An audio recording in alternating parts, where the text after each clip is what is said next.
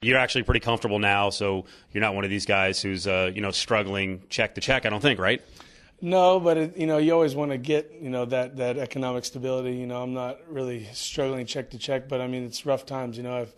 I've seen better days, let's put it that way. Yeah. But sacrificing all the rest of my activities and endeavors to just focus on one thing, is going to pay. It's going to take a toll on the bank account. Because only the upper echelon of our sport is making money.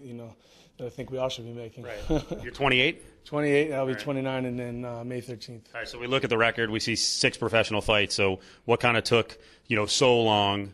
Did you not get an early enough start, or what were you doing kind of in your early 20s? No, actually, I got a really early start. I started, karate and stuff when I was like 5, and then I started training jiu-jitsu when I was 15. It just didn't dawn upon me that I wanted to be a fighter until I quit partying and drinking and drugging when I was about 21, and then I started training every day after doing jiu-jitsu for all that time. I met my Muay Thai and MMA coach, Maurice Travis, and with him and Helson Gracie Jiu-Jitsu, it was like a perfect fit. And some people, they go and they just say, hey, I want to fight. I got 6 months of training, I'm going to go start fighting. Me, on the other hand, it was a little different. I had trained for over 10 years before I had my first fight. So just any way you look at it, I'm in my prime now, so it's not like I missed out on anything. I think that for MMA fighters, their prime is around 27, 28 to about 35. So how bad was some of the partying stuff?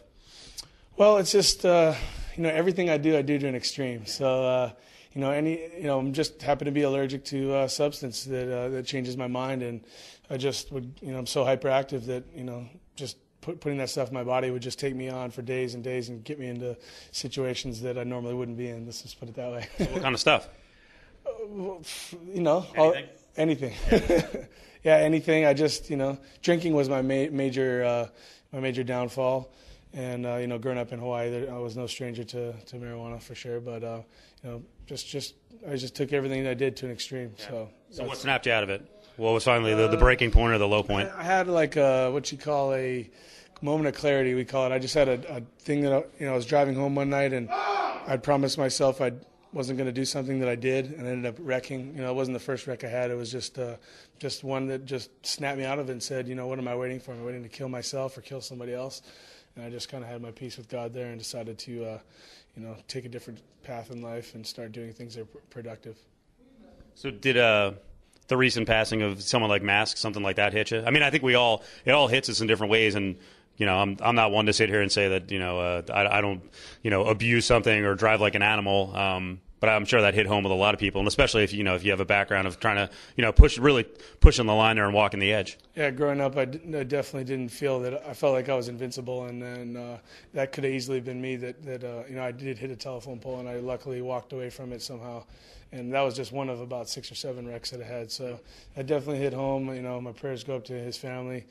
And I was against all the odds to make it through what I went through at a young age and to come out of it alive and not injured. Talk about what you've done in Myrtle Beach in terms of away from jiu-jitsu and MMA and away from golf, because you ran for office.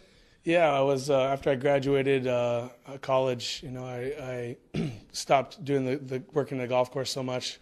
And I did real estate, and so I got connected with a lot of the upper business people in Myrtle Beach, and I just kind of one day it was just like, why don't I run for mayor? I wanted to run for mayor at first, but I decided for people to take me seriously, I'd run for city council, and I did that. It cost me a lot of money and about 2 months of stress, and probably took a couple years off my life. But I ended up losing by about 400 votes out of 5,000, which in hindsight was a blessing, because had I won that election in 2005, I definitely wouldn't have had enough time to train and focus on martial arts. You going to go back to it at some point? Yeah, that's it's back in my mind. I still get emails and calls wondering, when the elections come up, if I want to run again from, my supporters. But, it's just I want to help people as I get older.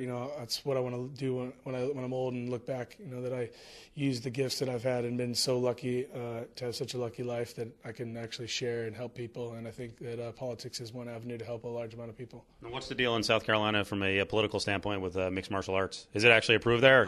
Well, it just got put on the legislation, and it got passed like 74-0. So, they're definitely for it. It just took time to get pushed onto the bill, and now it's going to be legal next year, so I'm really excited about that. Good deal. All right, let's talk about your fight career, especially the big step up last time out. Interesting fight. I mean, crazy fight, too. We were just joking before the interview. Be nice if they got your name right on the broadcast. I know Frank Mir was a little tighter with Jake Rosholt and really didn't know much about you. But hell of a fight, though.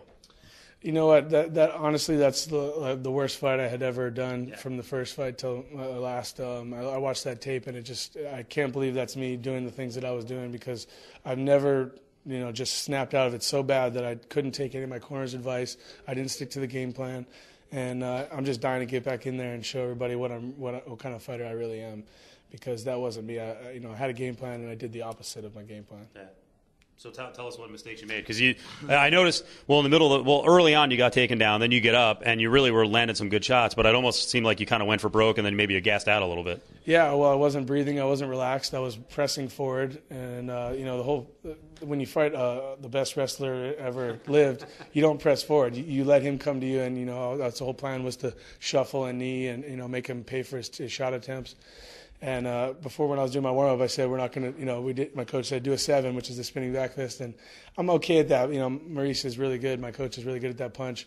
And I said, I'm not doing a 7. And ended up, that costed me the fight. So I went for it. I was 4th and 1, and I went for it, and I missed. If I had landed that punch, he would have gotten crumbled for sure. But, I just didn't relax. I didn't breathe. I couldn't calm down. I don't know. It just wasn't me. Maybe it was the scale, or I think it might have been that I just hadn't fought in a year. I was coming off a shoulder surgery, and I took the fight on short notice, and I was just so happy to be back in there, and I couldn't relax and get set. Yeah. Well, big step up. That first one's a big step up to go to WEC. Then they get rid of the division, and now you go to UFC, and it's not like they're feeding you a guy who's another rookie. You've had 6 fights now, but this is a tough battle. Yeah, everybody's counting me out, and I mean, I know myself, and I know how long I've trained and how how I've matured as a person and a fighter, and it's an honor to fight Jorge Rivera. He's a veteran. He's coming off a great career. I'm just excited to get in there, and after he'll be a great stone for me to step on to get to the upper echelon. I give the guy all the credit in the world. He's been a great competitor over the years and a great ambassador for the sport. So it's an honor to be fighting him. You see holes in his game, though?